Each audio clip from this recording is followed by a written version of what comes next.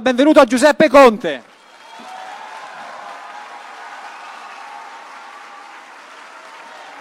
Arriva.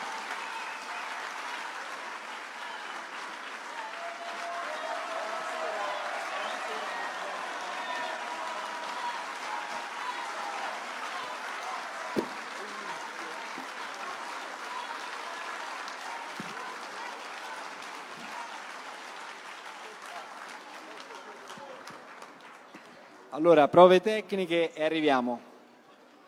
Allora, Presidente, come sta? Bene, grazie. Voi come state?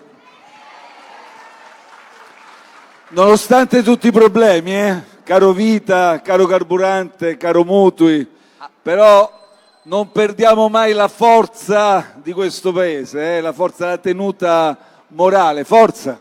Allora, le voglio chiedere subito una cosa. Un anno fa esatto, eravamo su questo palco, lei era collegato dalla Sicilia, si stava per votare, si sarebbe votato una settimana dopo per le elezioni del 25 settembre. Qui, seduto insieme a noi, che la intervistava o comunque poneva delle domande da analista, da osservatore, c'era Domenico De Masi. Voglio iniziare da questo perché vorrei un suo ricordo del professore sociologo. Innanzitutto un applauso. L'applauso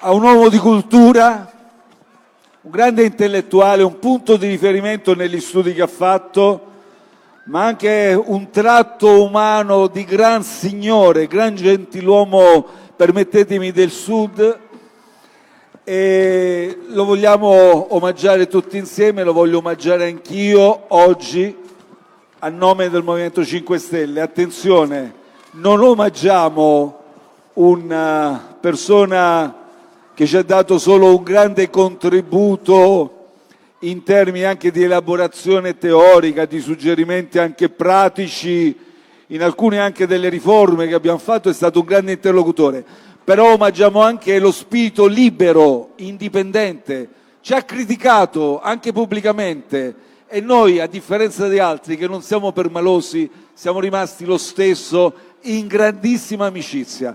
Come lo omaggiamo?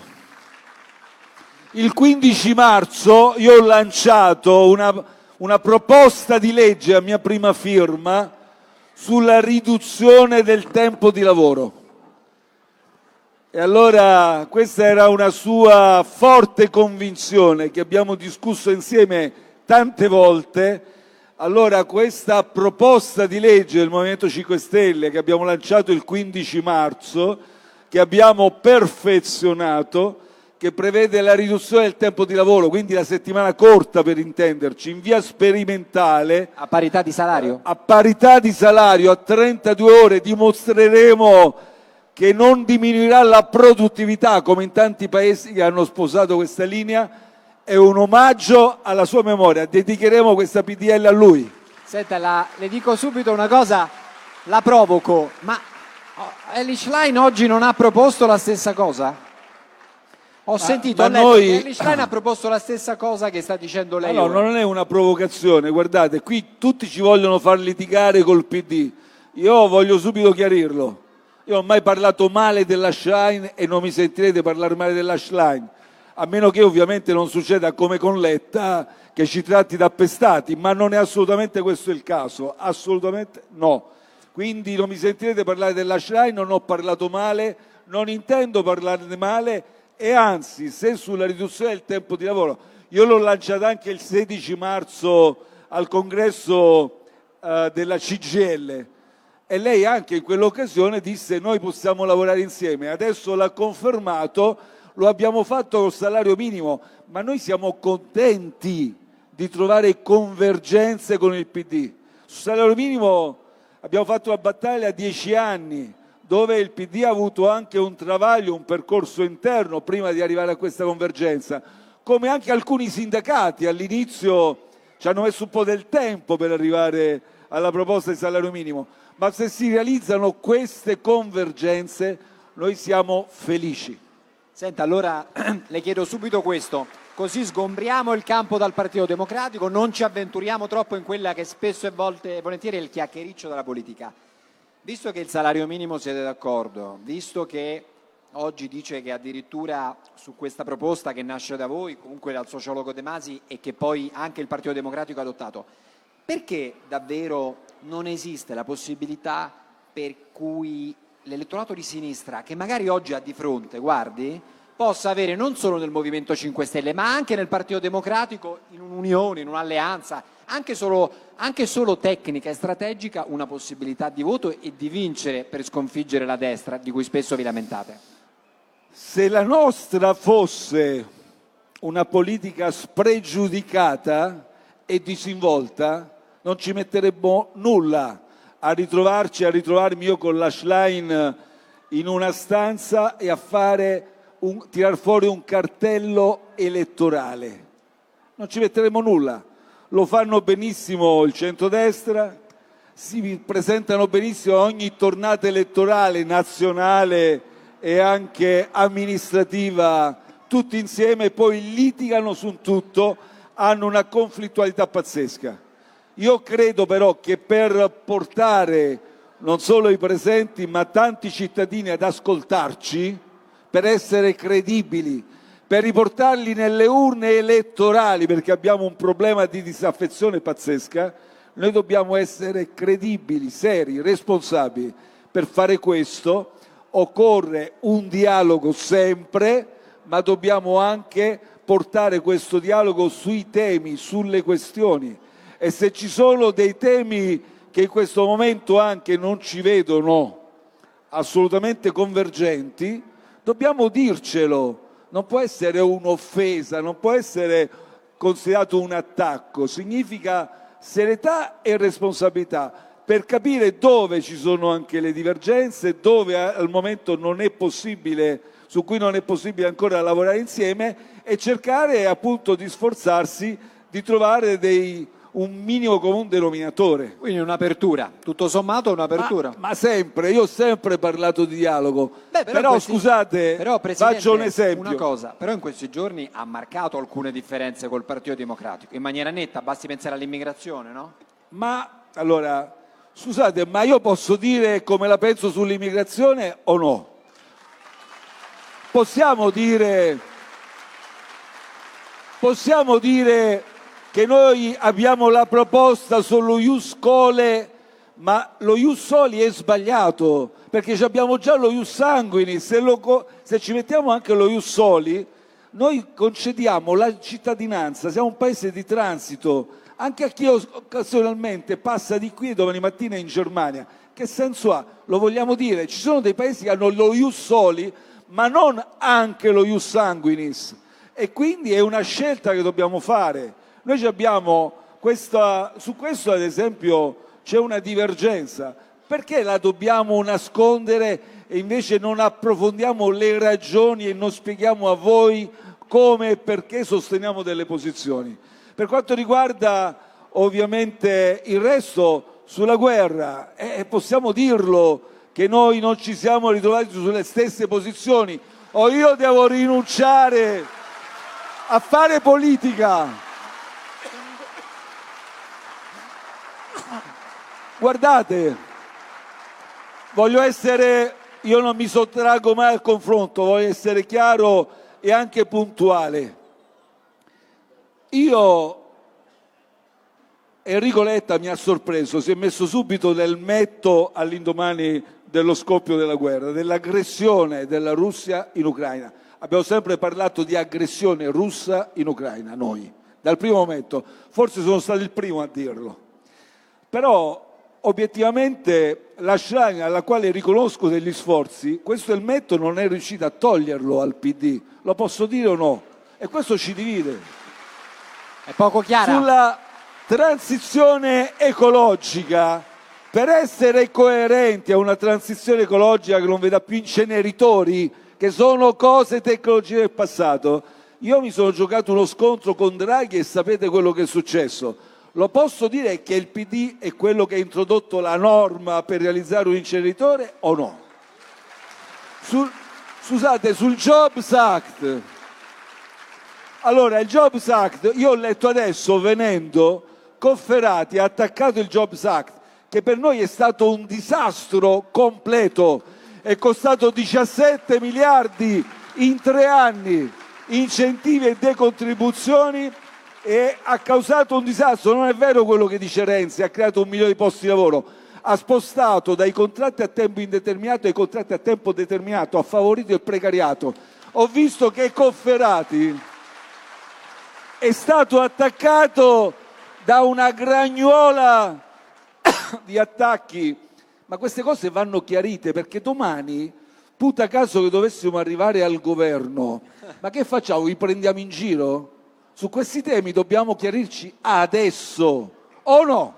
Va bene, però chiudiamo il capitolo. Mi dica questo, lei l'ha conosciuta, l'ha vista? La Schlein crede che abbia la scorza per riuscire a superare tutti questi elementi che possono apparire contraddittori?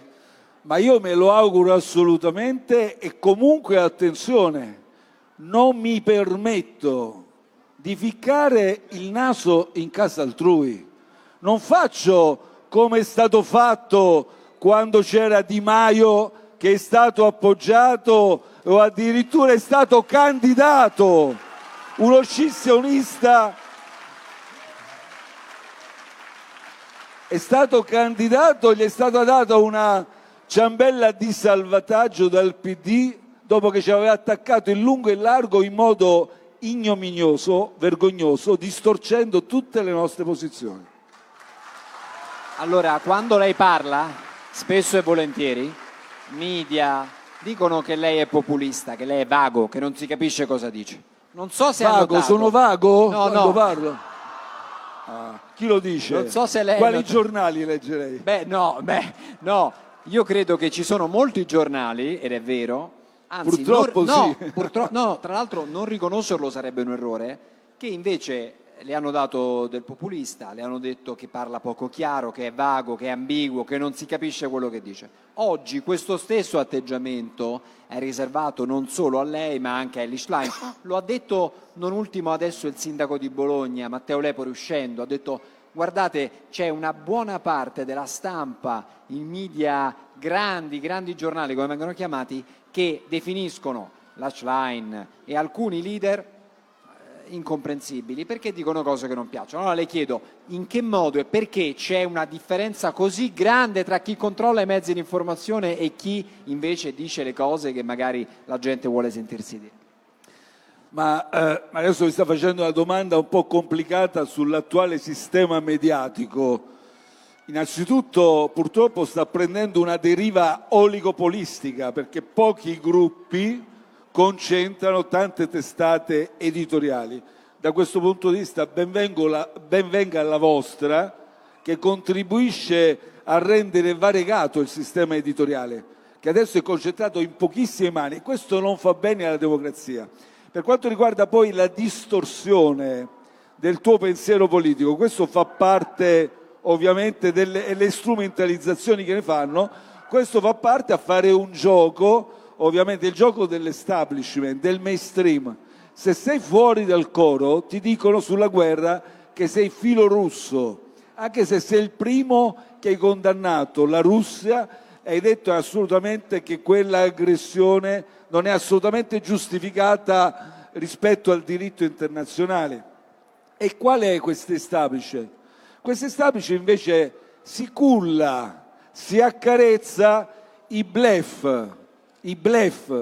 comunicativi della nostra Meloni, la quale Giorgia Meloni, da quando è al governo, sta veramente inanellando ogni volta una bolla mediatica, e ogni volta che viene smentita dai fatti, ogni volta che viene smentita dalla realtà dei fatti, lei ne crea un'altra. Avete visto sull'immigrazione?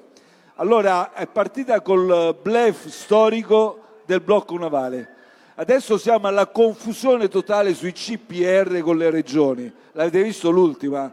Adesso stanno chiedendo 5.000 euro a chi ha fatto richiesta di asilo. Io credo che la Meloni è andata l'altro giorno a Lampedusa, ma non ha incontrato un migrante. Non solo, attenzione, non ha incontrato neppure un isolano, un abitante dell'isola. Io gli ho chiesto, ma l'avete incontrata? No, non l'hanno incontrata. Ha parlato solo con quelli che hanno fermato il corteo ed è stata costretta a scendere. Ma se tu vai e incontri, a me è incontrato un migrante, se tu incontri un migrante non pensi neppure, non concepisci neppure di poter chiedere una cauzione da 5.000 euro per non andare nella detenzione amministrativa, a te che hai chiesto l'asilo, perché sai che sono persone disperate, che sono partite dai paesi di origine, sono state già per lo più depredate durante i viaggi, i tragitti che hanno fatto, sono arrivati sulle coste tunisine o anche libiche, per attraversare, per queste traversate, sono costretti a trovare, a farsi mandare altri soldi, a mandarli. Vi aggiungo, molto spesso, sapete che cosa fanno i trafficanti? Fanno partire questi barchini o barconi, li raggiungono, tolgono il motore e dicono o ci pagate o vi lasciamo qui. E quindi allora se hanno qualche residuo spicciolo in tasca sono costretti a darli a questi corsari, trafficanti corsari. Arrivano in Italia, ma arrivano con l'Italia, le prime cose che fanno ai centri di accoglienza, agli hotspot, devono prendere i loro vestiti e li buttano. Come puoi pensare che ti diano 5.000 euro?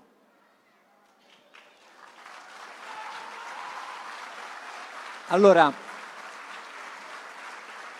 uno dei temi più caldi in queste ore è il fatto che... Poi, scusate, solo per finire, Prego. quando io parlo di terza via, non ci dobbiamo meravigliare se noi abbiamo una posizione anche distinta rispetto a chi dice no, ma noi possiamo accogliere tutti, non c'è problema, perché è un messaggio secondo me sbagliato, ma è un messaggio sbagliato coi conti alla mano. Non è realistico. Ma non qual è è la realistico, terza perché via, però? vi dico solo questo, guardate.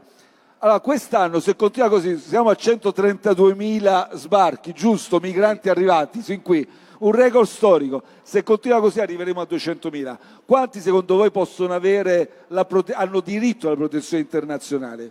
Vogliamo arrivare a un numero grandissimo, 20.000? 30.000? Quanti poi tra tutti gli altri non hanno diritto riescono ad essere reimpatriati?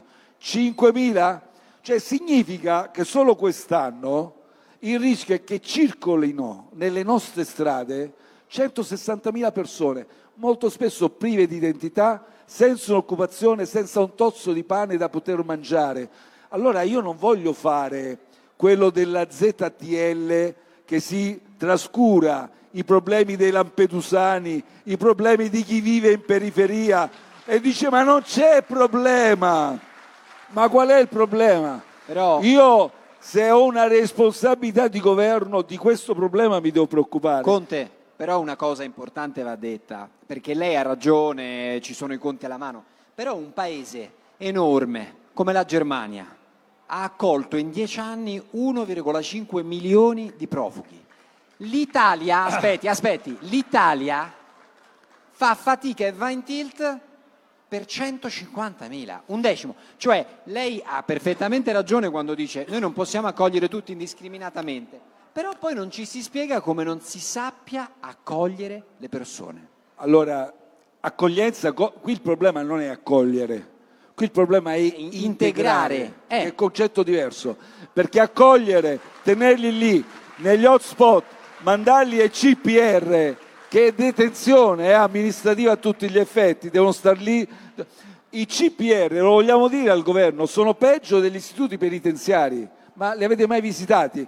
Non c'hanno neppure gli spazi liberi, le attività ricreative, perché nascono veramente in condizioni di emergenza affidati a cooperative private, quindi non hanno neppure le garanzie di istituti penitenziari. E questa che integrazione è? Cioè, se ci arrivano 160.000 persone all'anno senza diritto di protezione che circolano, ma scusi, ma che integrazione è? Ma perché non li sappiamo integrare? Ma non sappiamo integrare allora? Io infatti sono del parere, anche questa la nostra, quando parlo di terza via, io combatto l'ipocrisia di chi dice no, accogliamoli, poi l'importante è che non vadano nel mio quartiere residenziale, ma vadano nelle periferie dove li vedo. Ma attenzione!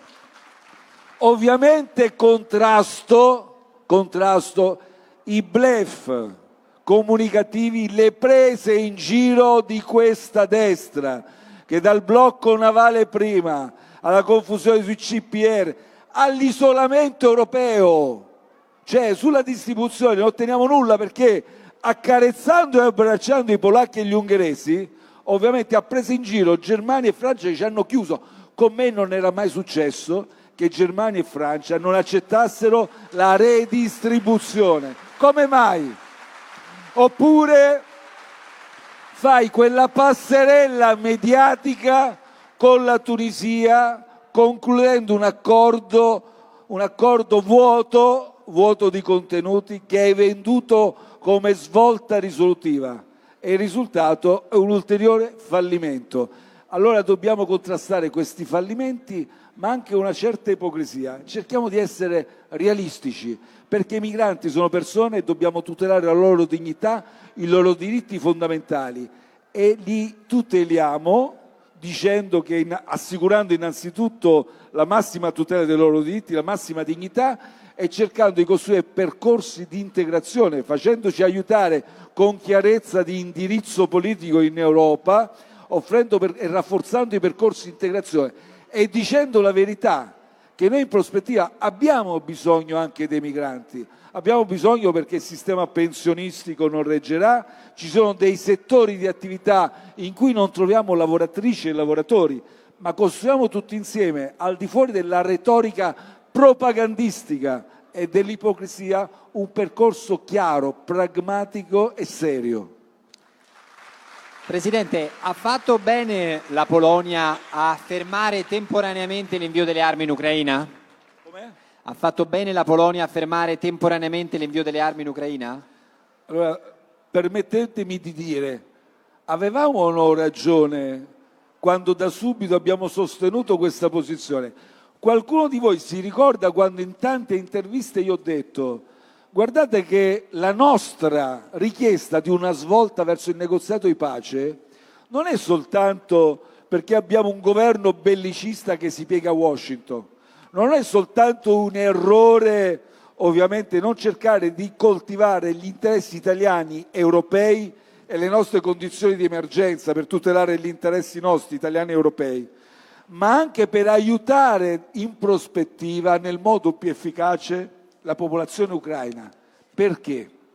L'ho detto allora, in tempi non sospetti, perché se noi non costruiamo subito un percorso di pace, vedrete che quando arriveranno le elezioni, adesso in Polonia, domani negli Stati Uniti, i governi non accetteranno più l'invio delle armi, perché le opinioni pubbliche non accetteranno più di sostenere questi sforzi economici. E ho detto: non ripetiamo l'errore storico che gli Stati Uniti hanno fatto in Afghanistan, quando recentemente, non riuscendo più a reggere lo sforzo bellico anche sul piano economico rispetto alla propria opinione pubblica, da un giorno all'altro sono andati via, lasciando che i talebani riprendessero tutto il terreno. Sta succedendo questo, ha iniziato la Polonia, domani Stati Uniti, rimane solo la Meloni ancora bellicista e pochi altri, ma il danno che si farà è che si consegnerà allora sì il paese alla Russia. È un dibattito interessante. Oggi adesso inizieremo ovviamente a discuterne tanto di più, perché ovviamente la guerra, il consenso anche all'interno del Congresso americano inizia a vacillare, no? Però le voglio chiedere questo: bisogna anche prendere una posizione. Lei è un uomo coraggioso e tutto, però mi dica, fra quella che è stata la deriva forse eccessivamente bellicistica degli Stati Uniti e magari quella... E italiana anche. Bene. E magari dall'altra parte quella più neutra, ma in realtà subdolamente neutra, come quella cinese. Allora, nel grande scacchiere internazionale, la politica dove deve andare a parare? La politica italiana si intende, perché per anni siamo stati con lo zio Sam, quindi all'ombra di Washington, lei in qualche modo aveva stretto dei legami stretti con Pechino? Ma guardi, non faccia l'errore che prima dice i giornali, poi legge i giornali pure lei e si fa traviare. No, perché guardi, scusi, la interrompo perché parla. ogni tanto, no, Presidente, scusate, posso parlarvi chiaro? Scusi, ogni tanto Presidente, qualche imbecille che mi ha dato il filo putiniano o del filo cinese c'è stato, sì, ma rimane un imbecille, allora, no? Presidente, la devo interrompere per 2 motivi. Io ho fatto sempre gli interessi del nostro popolo. Ho fatto sempre l'interesse Ma del questa nostro è la popolo. stessa cosa che dice anche la Meloni, Li ho dai, di- glielo dicono tutti. Ma come li fa, scusi? La sto scherzando. Ma come li fai te? Allora, le sto chiedendo una cosa però. Innanzitutto, purtroppo, devo dare una brutta notizia e vorrei che la commentasse. Mi hanno detto e confermato che dovrebbe essere morto il presidente Napolitano. Allora, ovviamente al nome del Movimento 5 Stelle esprimo il massimo cordoglio per il presidente Napolitano. Avevamo avuto notizia che nelle ultime ore c'era un peggioramento, purtroppo era una notizia che era nell'aria e ovviamente esprimiamo ai suoi cari, a sua moglie, ai suoi figli, ai suoi parenti, ai suoi cari tutti il massimo senso di vicinanza e di partecipazione.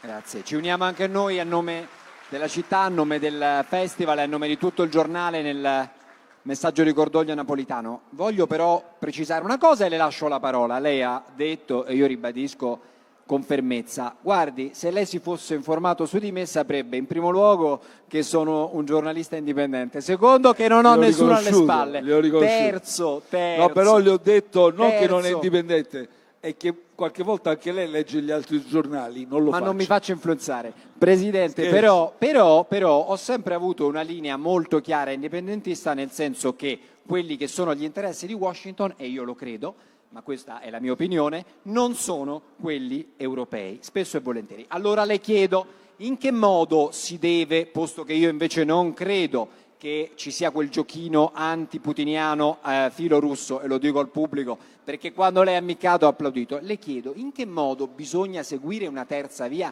che è quella europea. Lo dico subito e lo ripeto perché l'ho detto da subito. Allora vi ricordo, il nostro non è stato, c'è un bel capitolo nella nostra Carta dei valori e dei principi del Movimento 5 Stelle dedicato alla pace, al multilateralismo. Però attenzione, il nostro non è stato il pacifismo astratto, astruso, e vi ricorderete che all'inizio, con grande tormento interno al movimento, noi abbiamo da subito detto: qui se non interveniamo anche con aiuti militari a caldo, vista la simmetria militare che c'è tra la Russia e l'Ucraina, il rischio è che in un mese l'Ucraina sarà tutta occupata e poi il negoziato di pace sarà molto più complicato. È per questo che all'inizio, ma solo all'inizio, con un voto, quello del primo decreto, abbiamo acconsentito anche agli aiuti non solo finanziari, umanitari, ma anche militari. Però abbiamo detto subito a Draghi, a condizione che si imprima che l'Italia sia subito, e questa è la terza via, che l'Italia sia protagonista. Bisogna farsi sentire. Io mi sono fatto sentire in Europa e in giro per il mondo o no? Ti devi far sentire. Non puoi dire come fa la Meloni: l'Italia è un paese fondatore dell'Unione Europea, l'Italia è un paese del G7, io tutelo gli interessi italiani, e poi andare a Washington e inchinarsi alla legge dell'austerità, andare a Washington e prendere ordini per quanto riguarda il conflitto. E allora, quando abbiamo visto che Draghi non lo faceva, ci siamo subito discostati. C'erano tutti i margini per premere in Europa e spingere. Macron ha tentato di definire una strada, è rimasto solo.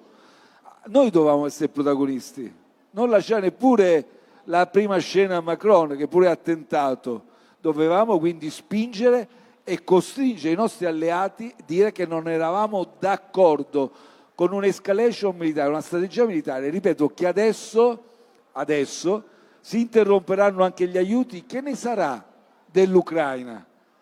La prima via, quella che lei dice la prima via, quella bellicista, porterà al disastro, ci sta portando al disastro. Qual è la cosa di cui lei va più fiero che ha fatto a livello internazionale? Ma guardi, una cosa in particolare non c'è, è ovvio che siamo riusciti in imprese che apparivano impossibili, come quella ovviamente di portare i 209 miliardi in Italia, appariva impossibile.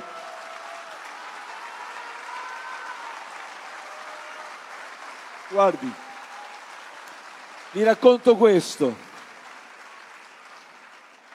Tutti i politici di professione che mi erano vicini mi hanno detto: ma chi te lo fa fare? Perché fai questa battaglia? In politica funziona che se tu miri troppo in alto, poi non ottenendo il risultato che effettivamente non appariva alla portata, sarà una sconfitta e la pagherai politicamente. Ti diranno che hai rimediato una sconfitta. È stato così? Non è stato così, ma io gli rispondevo: ma a me non mi frega niente delle vostre logiche politiche, io qui difendo il mio paese, siamo in ginocchio, abbiamo bisogno di questa svolta. Da chi, se da qualcuno, si è sentito tradito dopo quei momenti? Mi spiego così capisce. Ricordo che in quella famosa trattativa c'erano uomini, c'erano ministri all'epoca, forse adesso un attuale sindaco, c'erano persone che poi in qualche modo l'hanno delusa, sì o no? Allora, la delusione nella vita ti viene se tu investi in una persona, giusto? Allora, la delusione mi è venuta da Di Maio e da coloro che l'hanno seguito. Ma perché quando io mi sono buttato anche con grande, come dire, coraggio, perché non mi ero mai cimentato in un impegno così rilevante, ovviamente, addirittura non avevo neppure alle spalle una militanza politica, ero un osservatore attento, curioso della politica, ma non avevo neppure quell'esperienza, quell'impegno politico. Quindi io mi sono convinto assolutamente per i principi e i valori del Movimento 5 Stelle, perché ho conosciuto loro e genuinamente mi sono lasciato coinvolgere da questa passione. Quindi vedere questa trasformazione perché per me è stata una grande delusione. Invece non c'è stata ombra di delusione, faccio un altro esempio su Matteo Renzi, perché non gli ho dato mai fiducia.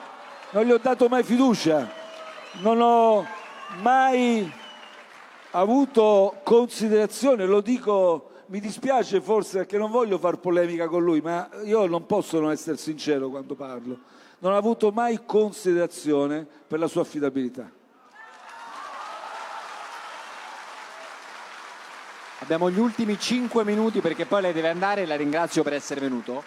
Voglio chiederle 3 cose. La prima: qual è il suo giudizio politico sul ministro della difesa Guido Crosetto? Ricordo che da questo palco un anno fa ci disse: per i miei ruoli, per le mie consulenze non potrei essere ministro della difesa, sarebbe un conflitto di interessi.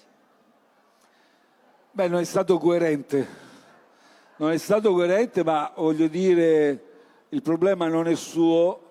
Io non l'avrei nominato ministro della difesa, come lui stesso ha dichiarato qui da questo palco e l'ha ricordato lei, essendo portatore un giorno prima di interessi ovviamente in quel settore. Oggi infatti ci ritroviamo che tutto sta andando male, l'industria bellica sta andando a gonfie vele. Quindi noi abbiamo le persone più fragili, le famiglie più fragili in difficoltà a cui il governo ha girato le spalle. Abbiamo un ceto medio impoverito dal caro vita, a cui il governo non offre soluzioni. Quelli che vanno bene oggi sono quelli dell'industria bellica. Io dico la verità, ma lo dimostra la mia storia. Io sono stato, guardate, a Chigi con 2 governi, 3 anni. Se voi andate a vedere, non ho portato con me nessun parente, nessun amico del liceo, nessun amico di università, nessun amico del mio paese. Cioè io credo, lo dico molto francamente, adesso si dispiacerà Giorgia Meloni, ma io non mi sarei mai neppure sognato di affidare la regia del mio partito a mia sorella, un ministero a mio cognato, oppure se la mia compagna Olivia fosse una giornalista le avrei chiesto di non esporsi o comunque certo di non condurre una trasmissione televisiva in cui si trovava a ragionare delle scelte politiche prese da me a Chigi. Cioè, quindi se Olivia, la sua compagna, quando lei fosse stato premier, quando lei era premier, fosse stata una giornalista, le avrebbe chiesto di fare un passo indietro? Beh, prima di ricevere l'incarico le avrei parlato prima, le avrei rappresentato. Dice, che se avessi assunto questo incarico, ma è quello che ho fatto. Cioè avrebbe detto Olivia, fai un passo indietro? I miei familiari non erano coinvolti né in attività pubbliche, eccetera. La prima cosa che ho detto, sappiate che se qualche vantaggio arriva, eccetera, io non sarà per voi sarete sacrificati, perché chi vive vicino a me ovviamente è costretto a un sacrificio. Questo è interessante, cioè quando lei era premier, se Olivia, la sua compagna, fosse stata una giornalista come lo è L'ho già detto. No, aspetti, però le avrei chiesto, guarda, vorrei fare un passo indietro, non puoi andare a condurre. C'è un motivo di opportunità e un motivo di giornalismo e di etica, no? Cioè un fatto è il fatto di parentela, un fatto è che quella fa la giornalista e il suo lavoro. Quindi è un dato che cambia molto. Ma il tema, vedete, è un po' imbarazzante condurre un talk show in cui si parlano, come dire, nel dibattito politico si analizzano le scelte che il tuo compagno sta facendo a Palazzo Chigi. Cioè, voglio dire, crea un cortocircuito o no? Ultime due domande veloci, sono di politica estera e chiudiamo. Uno, gliele faccio subito, lei le unisce e risponde. La NATO ha ancora senso? Primo. Secondo, abbiamo sbagliato come Italia ad accantonare il progetto della Via della Seta che lei aveva promosso? Velocissimi. Allora, il problema della NATO, io non ho mai detto fuori dalla NATO, assolutamente no. C'è bisogno della NATO e non la penso come disse Macron quando ero Presidente del Consiglio, che decretò la morte cerebrale della NATO. Il tema è un altro. Non possiamo lasciare la politica estera alla NATO in esclusiva. Questo è il tema. Chiaro. Via cinese. Per quanto riguarda l'accordo con la Cina, l'ho ripetuto 1000 volte. Siamo arrivati a quell'accordo, siamo stati l'Italia, non è vero che siamo stati l'unico paese, siamo stati in Europa, credo il 12° 13° paese a sottoscrivere quell'accordo. Le clausole non erano mai state cambiate, siamo arrivati noi. L'ho fatto firmare solo pretendendo sostanziali modifiche da parte dei cinesi. Errore o no? Oggi averlo accantonato? Oggi averlo accantonato è una sciocchezza, perché è un accordo che non contiene nessun compromesso per i nostri interessi, anzi è un accordo che doveva favorirci sul piano commerciale. C'è stata la pandemia, non abbiamo potuto sfruttarlo appieno, siamo stati due paesi, Cina e Italia, tra i più colpiti al mondo, però oggi accantonarlo, diciamo la verità, solo per compiacere gli Stati Uniti è sbagliato. Giuseppe Conte, grazie. Viene Maurizio Tarantino e continuiamo, a tra poco.